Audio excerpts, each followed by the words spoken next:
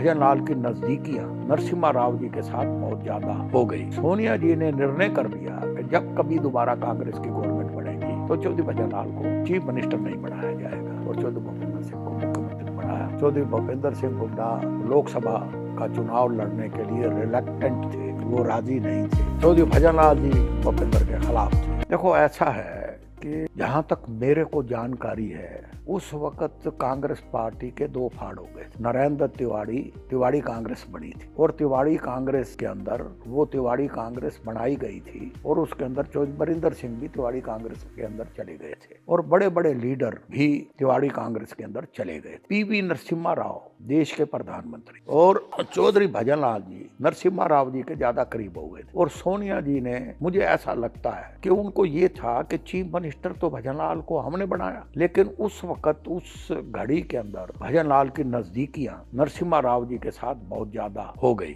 जिसकी वजह से सोनिया जी ने निर्णय कर लिया कि जब कभी दोबारा कांग्रेस की गवर्नमेंट बनेगी तो चौधरी भजन लाल को चीफ मिनिस्टर नहीं बनाया जाएगा। और यही कारण था कि सोनिया जी चौधरी भजन लाल के खिलाफ हो गई और चौधरी भूपेंद्र सिंह को मुख्यमंत्री बनाया। ये मेरी जानकारी, मैं बड़ा डीपली सारी चीजों को इनके रहा हूँ, इनके कॉन्टेक्ट में रहा हूँ। यही कारण था जो भूपेंद्र सिंह हुड्डा को चीफ मिनिस्टर बनाया।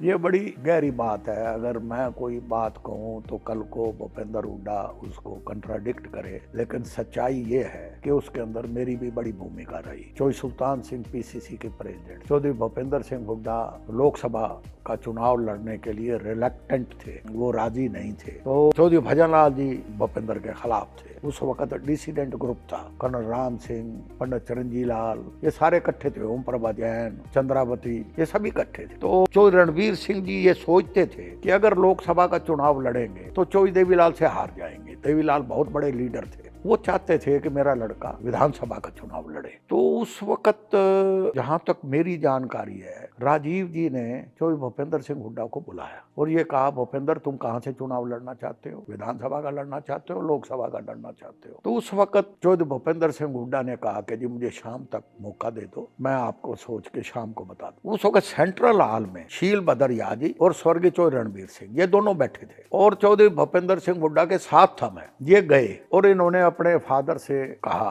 कि मुझे राजीव जी ने ये सवाल किया है तो मुझे क्या करना चाहिए। कहने लगे कि साफ कह दे कि विधानसभा का चुनाव लड़ूंगा, लोकसभा का चुनाव नहीं लड़ना तूने। ये सुन के चौधरी भूपेंद्र सिंह हुड्डा वहां से चले तो शील बदर याजी ने इनको आवाज दे के बुलाया। तो भूपेंद्र इधर आ, बोला बात सुन। वो बड़े थे चौधरी रणवीर सिंह जी कि तू अपने पिता की बात ना सुन, मैं कहने लग रहा हूँ लोकसभा का चुनाव लड़ जा। तब चौधरी रणवीर सिंह जी ने ये कहा कि भूपेंद्र जो शील बदर याजी कह रहे हैं वही बात मैं भी कह रहा हूँ, तेरा दिल कर रहा है ना लोकसभा का चुनाव लड़ने के लिए, लोकसभा का चुनाव लड़। वहां वो फैसला हुआ, भूपेंद्र जी के पास गया और ये कहा जी मैं लोकसभा का चुनाव लड़ना चाहता हूँ, आओ ही गाड़ दे टिकट।